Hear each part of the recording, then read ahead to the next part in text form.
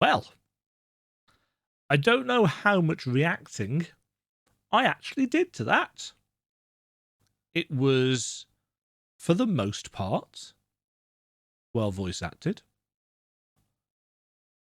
The graphic novel elements were nicely drawn, very evocative, interesting use of colour and contrast.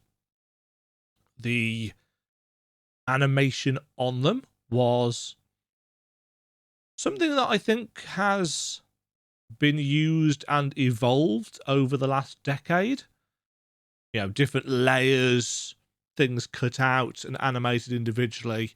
We've done a lot. We've come a long way with that kind of animation. But in terms of very graphically and viscerally showing the events, more of the events leading to the start of Dead Space, I think that was very evocative. You know, art is such a subjective medium that some people will have watched this and thought, oh, that looks awful. Looks like a 5-year-old's drawn it, etc., etc., etc. That's a very common complaint because of how subjective art is. It very much depends on your ability to suspend disbelief and how much of an imagination you have, how much your brain can fill in the gaps of things.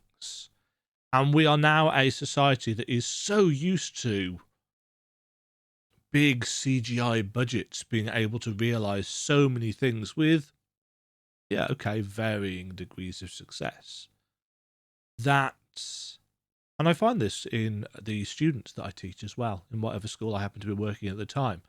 As a writer with a master's degree in creative writing and literary theory, one of the hardest things that I am doing for GCSE students especially is that they have to write a piece of descriptive or narrative writing.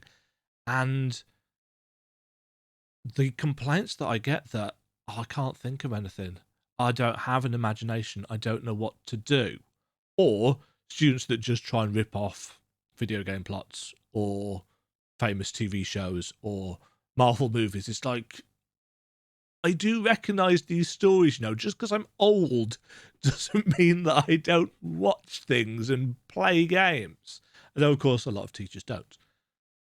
So, we, generally speaking, don't use our imaginations as much as we used to. You know, people don't read as much as they used to. I'm not saying that people don't read. People do read. In schools, whether students or parents or society at large likes it or not, we try and ensure that students read. Often with a great deal of pushback from the students themselves because it's a lot of work. It's a lot of energy that they're not used to having to expend because they can't just mindlessly watch visual spectacle. They actually have to think and use their imagination. And that's not a criticism. I'm not criticizing the youth of today at all. Yeah, I've been a teacher for 20 and a bit years, 21 years. I've lost track now. I'm getting old, as I said. I'm not criticizing. I'm making an observation. So when it comes to an art style like this, which is very stylized, loose, certainly not realistic, it could be, you know, really, really easy to criticize it and say, oh, the animation is not very good. You know, oh, that's not scary at all. It's like, no, I mean, I didn't think it was particularly scary because I'm a passive observer watching it. It's not like Dead Space where you are actually playing through the environments, especially for the first time, and not knowing where things are going to jump you. You know, this was a much more traditional type of storytelling because it's not an interactive media. Interactive media, like video games, is a great way of telling certain kinds of stories. I'm not one of those teachers that says, oh no, books are better than movies or TV shows or video games. No, that's absolute bollocks. And in fact, teachers who say that need to get with the times. You know, the whole video games can be art thing, video games can tell great stories thing is true. I get more stories from video games these days than I do books. Which surprises a lot of the people that I work with, and it certainly surprises a lot of the students that I teach. It's like, oh, you mean we can absorb stories through video games? You mean, yeah, we can enjoy video games with stories and still, do well in life? It's like, yes. The advantage that books give is that it expands your vocabularies in a different way because you see words, you assimilate words, you can then put them into your own writings or your own communication efforts. Video games don't give you that, but what they do is enable a sense of feeling and being in a place that not everybody can access in books and films and graphic novels. It's the immersion factor of it. So, was this for me as interesting as Dead Space itself? No. But Dead Space isn't really a very story-focused game. There is some story in it, but it's not story-focused. That was its entire purpose. It was backstory. It was broadening of the mythos, the world, the universe created for the video games series. It's the backdrop, the canvas against which the events of Dead Space and its sequels and its spin-offs are set. I've learned today, actually, before I decided to record this, that there are also not just graphic novel things, but there are also not just graphic novel and animated movies. There are also some Dead Space novels. There's one starring Michael Altman. Is it Michael Altman? Altman. Founder, inadvertent martyr of unitology. So I might give those a read and see, I wonder if they're on Kindle. They're probably not. They're a bit old now.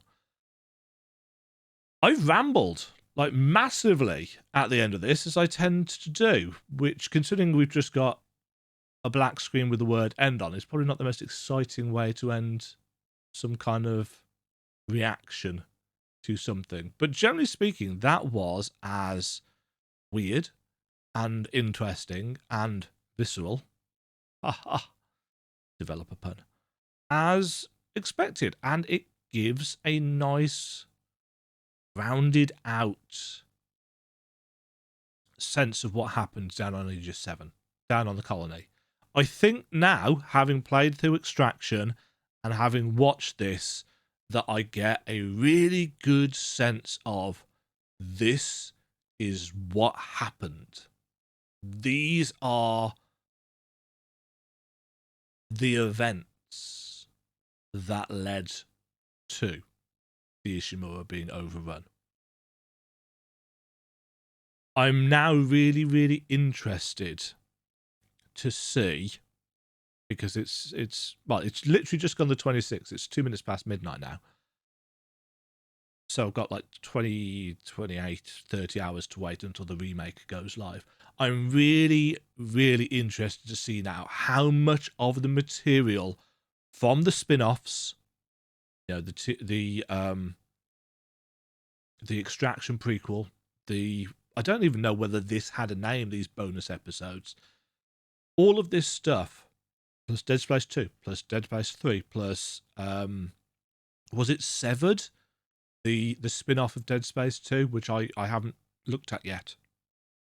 I'm really intrigued as to how much of the wider storytelling that they've done finds its way back into the remake, because so much of it was done after the first Dead Space was a success. All of this came after the first game. Dead Space 2 and its spin-off after the first game. You know, it was all planned out after the success of the first one, which is why the first one's narrative pacing is a little bit wonky, because they didn't have that long-term plan when they made it. This is an opportunity to go back and pull all of those threads and weave them into the fabric of the original game, which a lot of people are going to hate. There will be a lot of people that will hate Dead Space Remake because of what it does to the story. Giving Isaac a voice, changing the looks of the characters, adding stuff in, making the issue more fully explorable, putting necromorphs in different places, introducing unitology earlier, whatever else that they've done. I read, like, literally before I started recording this bit, New Game Plus is in the remake, as are phantom necromorphs and a secret ending. Now, for somebody who's only played the original game 1 and 2/3 times, because I'm still working on my impossible playthrough, I've not done a lot of it. Not because I'm failing at it, it's just because I haven't had time. I do not have that encyclopedic knowledge of, oh, well, you go this way and you do this and you do this and this is the best way of doing that and that necromorph's going to blah, blah, blah. I do not mind changes and evolutions in a remake. I don't need it to be exactly the same. You know, Final Fantasy VII Remake, I liked the fact that they changed things. I still think that the Final Fantasy VII Remake is a much better game than that section of the original game was. But I know I get a lot of shit for that. I understand. So, a secret ending when there wasn't one in the original game? New necromorphy type things in New Game Plus to change things up a bit? I'm down for that. I'd much rather New Game Plus do things differently to the base game. Because it kind of bothers me when New Game Plus is literally just the exact same game, but you keep all your weapons and your abilities or whatever, depending on what game it is you're playing. You know, even when Souls games do it, you know, you play Bloodborne, because it's my favourite game ever, in New Game Plus, it's still the exact same game. Nothing changes, just things get harder and spongier, and that's it. There's nothing different. There's not even new things that you can pick up, like they do in Dark Souls 3, where they add new rings in for subsequent bits and pieces. I don't think I've ever actually completed New Game Plus for Bloodborne, because I felt like I'd already played the game.